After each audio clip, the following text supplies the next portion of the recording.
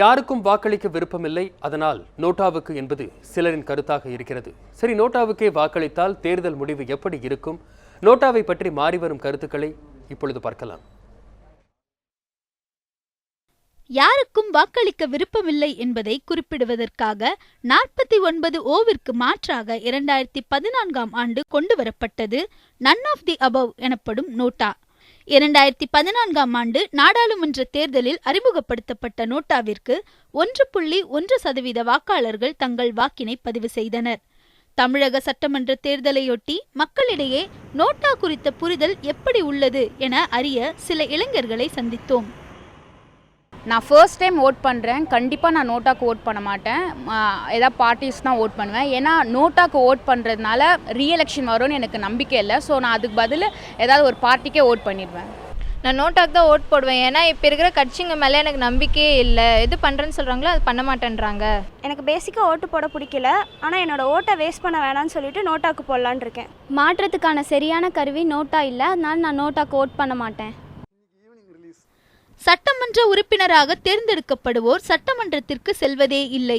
எங்கு பார்த்தாலும் ஊழல், மக்களின் வாழ்வாதாரம் எவ்வகையிலும் மேம்படவில்லை என்று கூறும் நவீன நாடக செயற்பாட்டாளர் கருணா பிரசாத், இந்த சூழலில் யாருக்கும் வாக்களிக்க பிடிக்கவில்லை என்பதால் நோட்டாவையே ஆதரிப்பதாக சொல்கிறார். அரசு நிர்வாகத்தில் இவ்வளோ குளறுபடி இருக்குது, மக்கள் எதுலேயுமே நம்பிக்கை இழந்து இருக்காங்க. அப்போ நாம் வேறு மாதிரி நிர்வாக சிஸ்டத்தையே மாற்ற வேண்டியது இருக்குது. என்டையர் சிஸ்டம் கொலாப்ஸ் ஆனதுனால அதை மொத்தமாக மாற்ற போகிறோம் நாம் அப்படின்னு புரிஞ்சிக்க ஆரம்பிப்பாங்க. அதற்கான ஒரு முன்னெடுப்பு தான் இந்த நோட்டாவில். இப்போ நம்ம எதிர்காலத்தில் நோட்டாவே பதிவு பண்ணுறோமா அப்படின்றது கிடையாது, அது வேறு. இன்றைய நிலையில் இன்றைய அரசு இந்த அரசு இயங்க தன்மைகளில் பிரச்சனைகள் இருக்குது. அதை நாம் சரி செய்யறதுக்கு ஒரு ஆயுதமாகத்தான் இந்த நோட்டாவை ஒரு சாதாரண வாக்காளன் பயன்படுத்த வேண்டும் என்பதுதான் என்னுடைய கருத்து. புதிய பங்களிப்புகள் அதிகமாக இருக்கும் இந்த 2014ஆம் தேர்தலில் மாற்றத்திற்கான அங்கீகாரம் கிடைத்துள்ளதாக நம்புகிறார் அரசியல் விமர்சகர் உமாதேவி.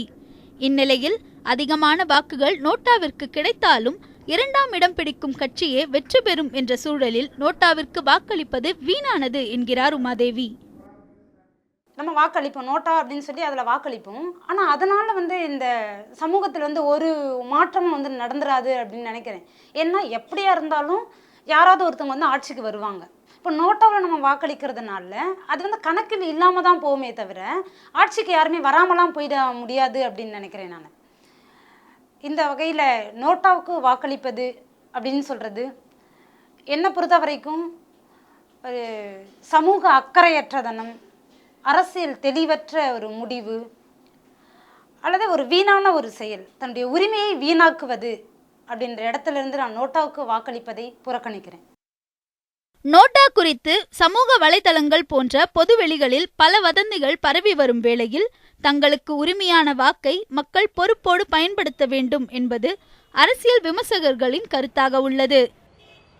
இளைஞர்கள் பலரும் நோட்டாவிற்காக வாக்களிக்க வேண்டும் என்ற தங்களது கருத்தை முன்வைக்கின்றனர். ஆனால் எத்தனை பேருக்கு நோட்டாவை பற்றின புரிதல் இருக்கின்றது என்பது மிகப்பெரிய கேள்விக்குறியாக இருக்கின்றது. எனவே சமூக ஆர்வலர்கள் நோட்டாவை பற்றி புரிந்த பின்னரே நோட்டாவிற்கு வாக்களிக்க வேண்டும் என்று தங்களது கருத்தை முன்வைக்கின்றனர். நியூஸ் 7 தமிழ் செய்திகளுக்காக பாரதி.